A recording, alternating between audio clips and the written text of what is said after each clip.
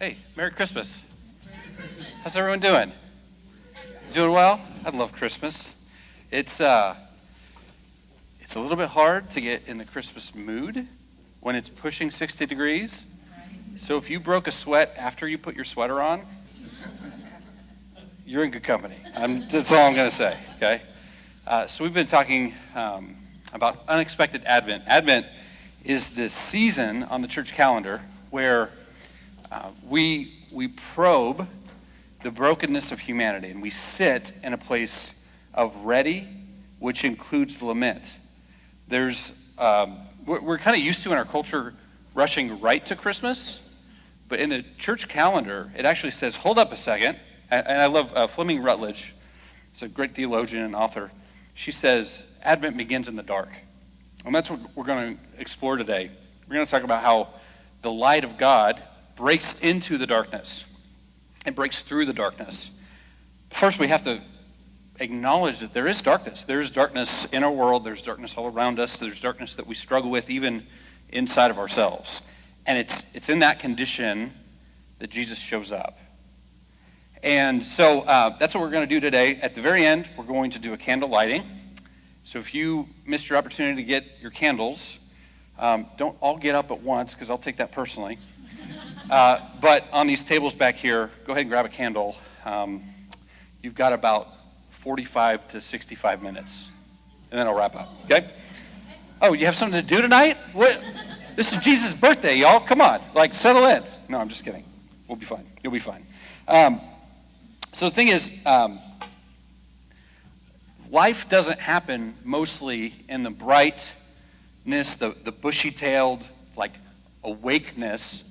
A lot of life just happens in the dim, in the dark, instead of those bright, clear moments. It happens in seasons that feel dim, seasons that feel confusing, maybe unfinished.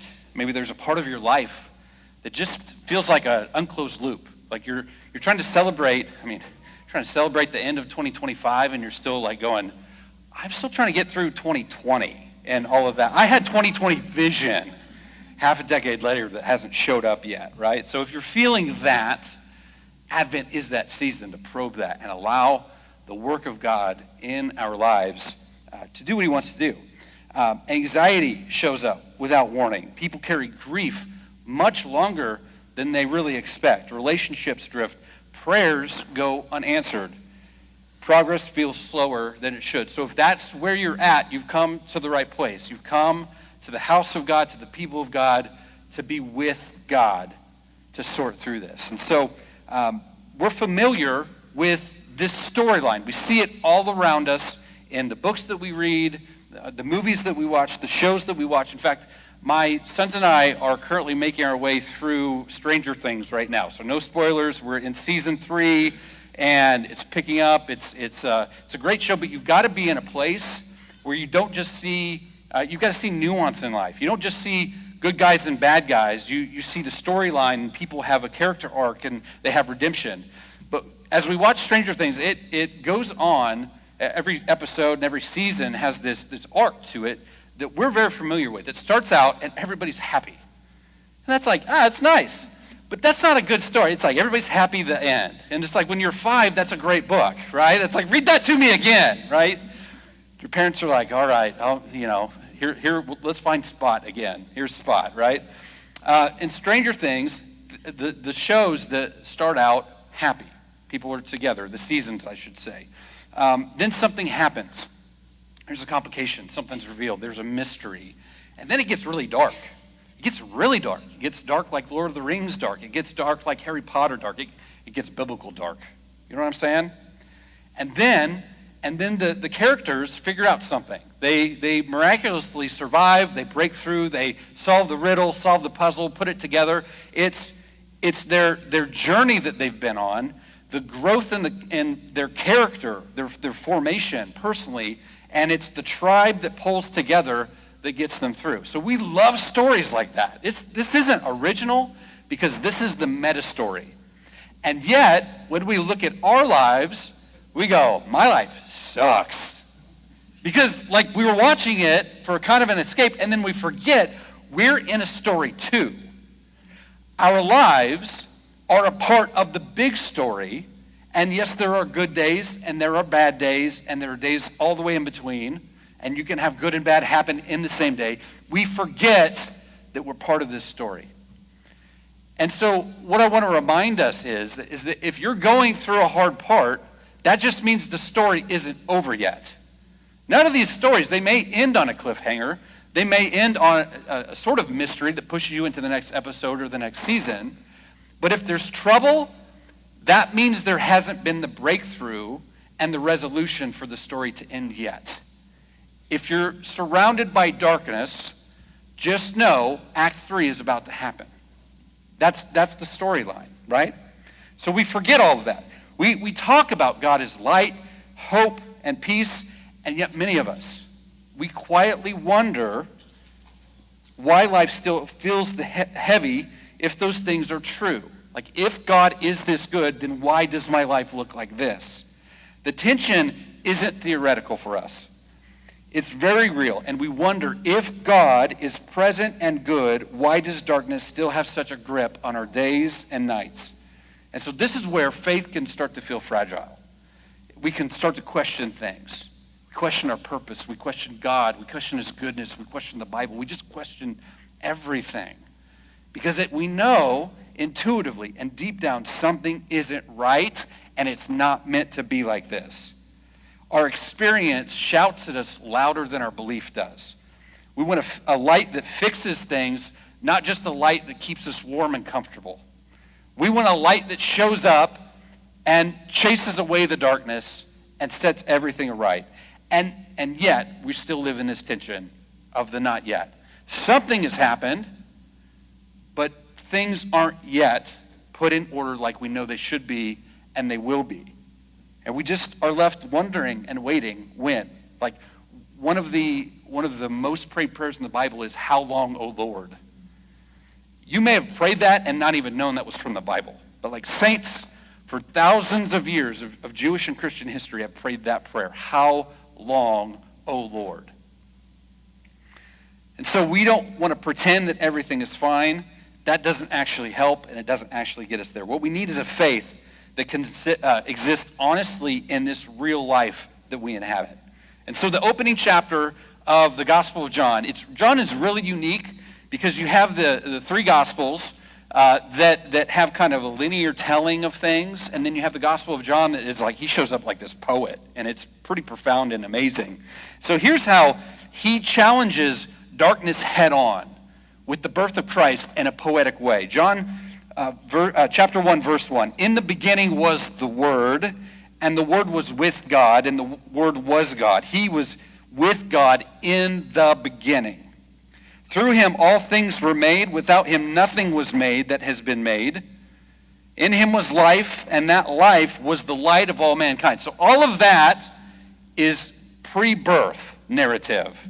It's in the ancient past of the eternal history of creation. Jesus, as the Word, is with God. He is God. All things are created by him and for him and through him and to him.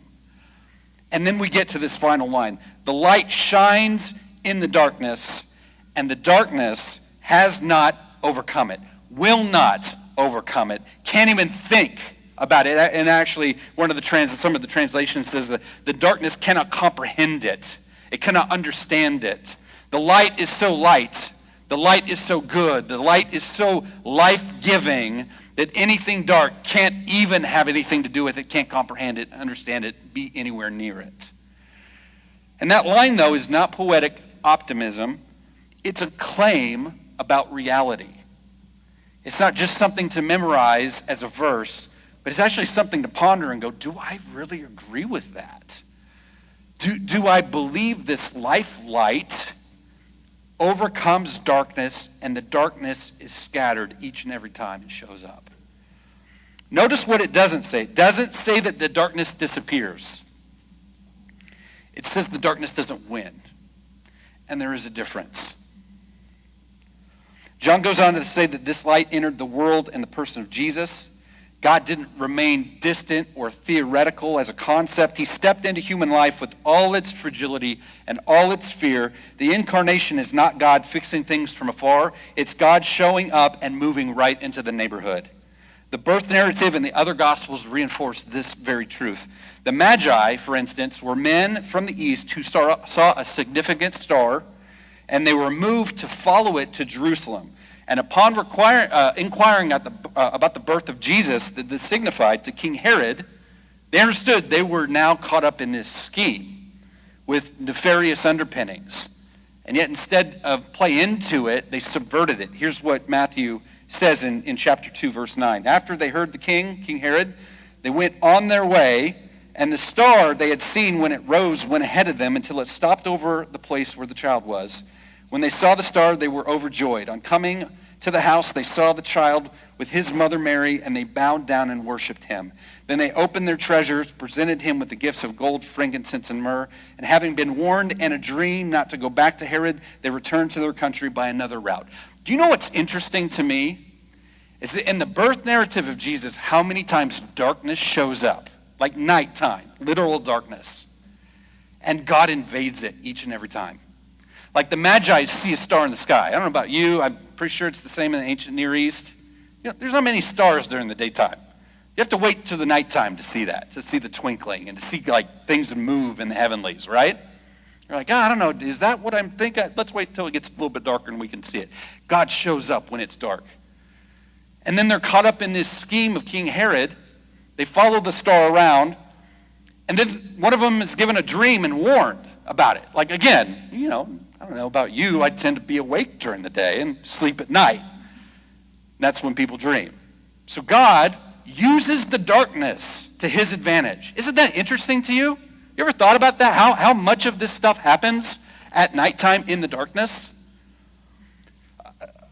Consider this also in the Gospel of Matthew. He tells us that the angel of the Lord appears to Joseph in a dream. Again, probably at night. Not sleeping on the job. That's not safe for a carpenter. I think. I'm not super handy with woodworking or masonry or whatever he did. So he's at night dreaming again of like, what should I do in this predicament where my betrothed is pregnant and she tells me it's from the Holy Spirit. And I'm like, yeah, let's just keep this on the DL a little bit. And an angel shows up and says, no, she's telling the truth. In a dream. In Luke's account, the announcement of Jesus' birth comes at night to shepherds who are awake watching their sheep. They're at their post, doing their job. Again, God uses the darkness. Times where people are, like it's not our darkness where there's street lights and, you know, paved sidewalks and roads. Darkness is scary in the ancient world. Darkness is that when you go home at night and lock the door. And God uses the darkness to his advantage. My point is this. Light breaks in while the darkness is still present. Scripture reframes the problems we all face. Darkness is not denied. It's not minimized. It's not ignored. It's acknowledged and then challenged by presence. God's solution to darkness is not explanation, but embodiment. He shows up and he stays right here with us. That means light, biblically speaking, is not the absence of pain. It's not that God's light shows up and takes all of our problems away. It's not Calgon. That's, I don't know, any 80s babies in here? Remember those commercials? Anyway, where was I at? Okay. Darkness remains real, but it no longer defines the story or determines the outcome. Check this out. This is what King David says in Psalm 23. He begins this. You know this. Probably even if you didn't grow up in church, you know this psalm. The Lord is my shepherd. I lack nothing. He makes me lie down in green pastures. He leads me beside the quiet waters. He refreshes my soul. And then he says something mind-blowing. He says, you prepare a table before me in the presence of my enemies. I mean, really, like, if we got the answers to our prayers, there's no enemies to watch me eat any kind of chicken wings or anything like that. To like smuggle candy canes at night, eat. Like, my enemies aren't anywhere near me if I'm getting my prayers answered. But Jesus has a different way. He breaks into the darkness and he sets a table with you.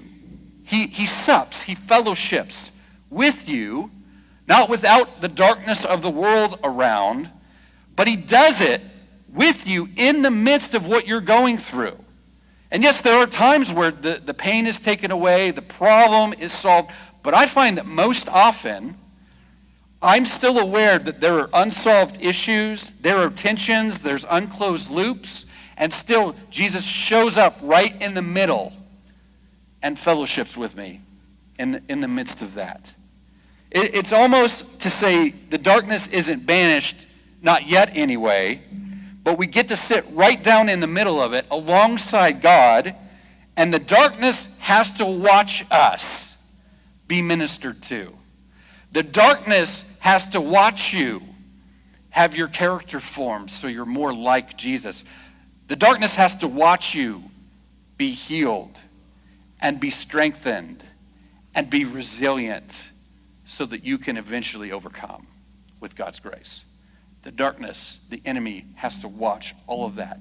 And when Jesus is there, there's nothing he can do to touch you.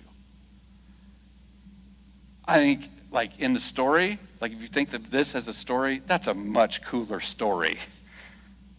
Right? Isn't that a cooler story than I prayed and all my problems went away? Now that feels good. I'll be honest with you. I know that feels good. But to have the darkness watch fellowship with Jesus, even when the unclosed loops, you know you got to deal with them tomorrow. Well, it's Christmas, so maybe Friday. The darkness has to watch you worship. The darkness can't touch you when your arms are raised or when you're putting bread and wine to your lips. The darkness just has to watch the infusion of grace and the human spirit. I think that's awesome. Now consider this. If this is true, and faith isn't about escaping darkness, it's about learning how to live differently with it. Trusting that light doesn't require pretending that life is easy or ignoring it. It requires allowing God to meet us where we actually are rather than where we think we should be by now. For some, that means admitting weariness instead of hiding it. For others, it means opening space for hope even while disappointment has become familiar and your best friend to some of us. Often it means taking one honest step forward rather than demanding immediate resolution. Light does not always change the season, but it changes how we walk through it. When we trust that God is present, darkness no longer defines the meaning of our story. It becomes a chapter rather than the conclusion. Just like every story, there's a tension and there's a drama. It's just not the end yet. So the invitation is not to have perfect faith or complete understanding. It's to trust that God still enters the darker places of ordinary life with patience and with care. Wherever life feels heavy, confusing, or unresolved, I want you to know the light of Christ is not absent there. It may be undetectable momentarily, but it's not absent. It's already there. It's quietly working. And it's strong enough to carry you to the very end. So Viktor Frankl was an Austrian neurologist and psychologist who survived the Holocaust. He went to Auschwitz, but he tragically lost his wife, his parents, and his brother in the midst of that. And in the camp, his training took him only so far, where he started to develop this different line of thinking and treatment called logotherapy. It's a school of psychology focusing on finding purpose and how the meaning can carry you through even difficult circumstances, difficult to say the least about Auschwitz. So in his 1946 memoir, Not Man's Search for Meaning, it remains a global cornerstone of human or for human resistance. And he says this: what is to give light must endure burning. So whatever it is you're going through, understand it's for a purpose and it's for a reason. Christ is forming you according to himself so you can burn hotter and you can burn brighter in our world. He tells us that in order to illuminate others in the world or the world, one must accept the pain of being consumed by fire. And it conveys that true contribution, growth, inspiration, altruism, all these things require enduring hardship, sacrifice, or personal burning, emotional, physical, spiritual trials. So I want you to imagine this with me.